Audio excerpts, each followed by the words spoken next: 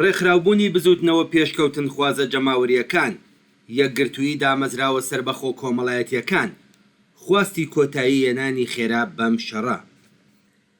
شەڕێک کە بەرەبەیانی ڕۆژی هەینی 23 جۆزەردانی 1404 بە هێرشی ئەرتەشی جەنایەتکاری ئیسرائیل بۆ سەر ئێران دەستی پێکرد بە توندی بەردەوامە. ئەم شەڕە کۆنەپەرستانە و دژە خەڵکیە تا ئێستا بووەتە هۆی گیان لەدەستانی سەدان کەس و وێرانبوونی زۆربەی ژێرخانەکانی ژیانی خەڵکی ئەو دوو وڵاتە.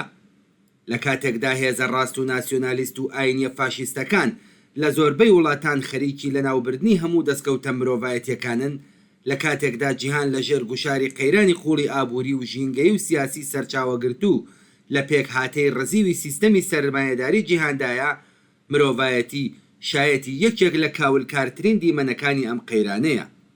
شەڕی کۆنەپەرستانە و جەنایەتکارانەی نێوان دەوڵەتی شێوە فاشیستی ئیسرائیل و کۆماری ئیسلامی ئێران شەڕێک نییە بۆ ئازادی، دێموکراسی، مافی مرۆڤ یان هەوڵێک بۆ ڕزگارکردنی خەڵکی ناوچەکە لە قەیرانی ئابووری و کارەساتە کۆمەڵایەتیە بەربڵاوەکان، بەڵکو بە پێچەوانەوە شەڕی ئەم دوو دەوڵەتە کۆنەپەرستە بەریەککەوتنی بەرژەوەندی ئەستراتیژیەکانی هێزە دژە خەڵکیەکانە.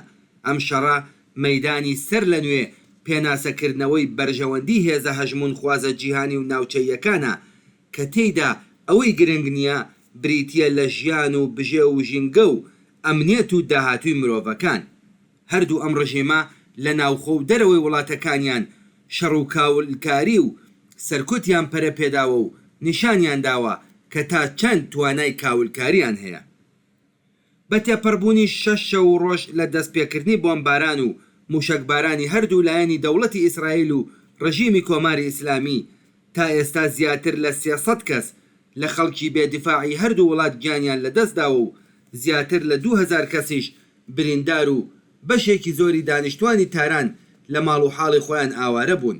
لە هەمان کاتدا ڕژیمی ئیسلامی شارەکانی ئیسرائیلی کردوەتە ئامانجی موشەکەکانی خۆی و ژمارەیەک خەڵکی بێدیفاع گیانیان لەدەستداوە.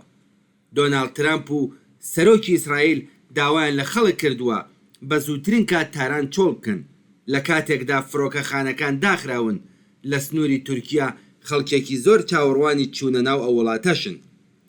جگە لەو کوشتار و پەرەستنی کەشی نائەمنی و ترس و نیگەرانی و ئاوارەیە، راپۆرتە مەیدانیەکان باز لە کەمی و گرانی بێوێنەی کاڵا و پێداویستیەکانی ڕۆژانەی خەڵک دەکەن. لەم بارودۆخەدا هێزە ڕاستەکانی ئۆپۆزیسیۆن کە زۆر ساویلکانە خەون بە گواستنەوەی دەسەڵات لە سەروی خەڵکەوە دەبێنن، کەوتنە خوارەوەی بۆمبەکانی ئیسرائیل بەسەر خەڵکدا شاگەشکەی کردوون. لەم نێوانەدا ترامپ سەرۆکی ویلایەتە یەکگرتووەکانی ئەمریکا وێڕای دەربڕینی پاڵپشتی خۆی بۆ دەوڵەتی جەنایەتکاری نەتانیاهۆ بەردەوام هەڕەشە دەکات کە ئەگەر تەسلیمی ویستەکانی ئەو نەبن، ڕاستە و خۆ دێتە ناو شەڕەکەوە. جگە لە لێدوانە دژبەیەکەکانی ترامپ، ڕۆڵی ویلایەتە یەکگرتووەکانی ئەمریکا لەم هاوکێشەیەدا هەر هەمان ڕۆڵی هەمیشەییە لە ڕۆژهەڵاتی ناوەڕاست کە بریتیە لە پاراستنی هاوسەنگی نێوان هێزە کۆنەپەرستەکان بۆ ڕێگریکردن لە بەهێزبوونی هێزە جەماوەریەکان. ئەمریکا بە پاڵپشتیکردن لە ئیسرائیل و نیشاندانی گڵۆپی سەوزی سیاسی بۆ هێرشکردنە سەر ئێران، ڕێک وەک چۆن لە بەرامبەر پرۆژە سەرکوتگەریە ناوخۆیەکانی ڕژیمی ئیسلامیشدا بە پێی بەرژەوەندیەکانی خۆی بێدەنگ بووە، لە حانیاندا چاوی نوقاندووە.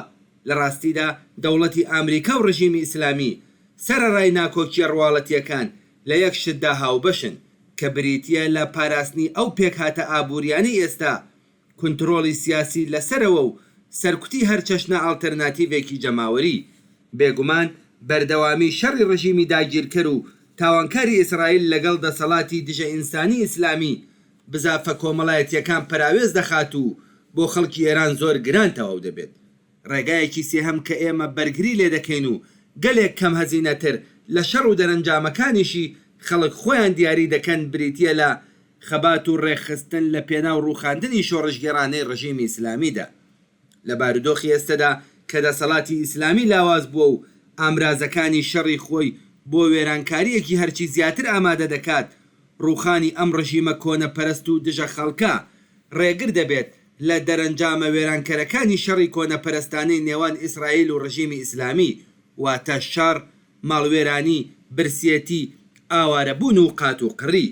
ئێمە وێڕای دژایەتی ڕاشکاوانە لەگەڵ ئەم شەڕە دژە خەڵکی هەردوو لا بڕوامان وایە کە لەم بارودۆخە هەستیارەی ئێستەدا ڕێکخراوبوونی هەرچی زیاتری بزوتنەوە پێشڕە و پێشکەوتن خوازە کۆمەڵایەتیەکان، یەکگرتووی زیاتری دامەزراوە سربەخۆکانی خەڵک، پاراستنی بەهێزتری دەستکەوتەکانی بزوتنەوەی شۆڕژگێڕانەی جەماوەر، ناڕزایەتی دژ بە داگیرکاری دەرەکی و سەرکوتی ناوخۆیی و هەروەها هەوڵدان بۆ دروستکردنی ستافێکی سیاسی بزوتنەوەی جەماوەری، ئەرکێکی بێپسانەوە و بەردەوامی سەرجەم هەڵسوڕاوانی پیشەیی مەدەنی کۆمەڵایەتی و سیاسیە.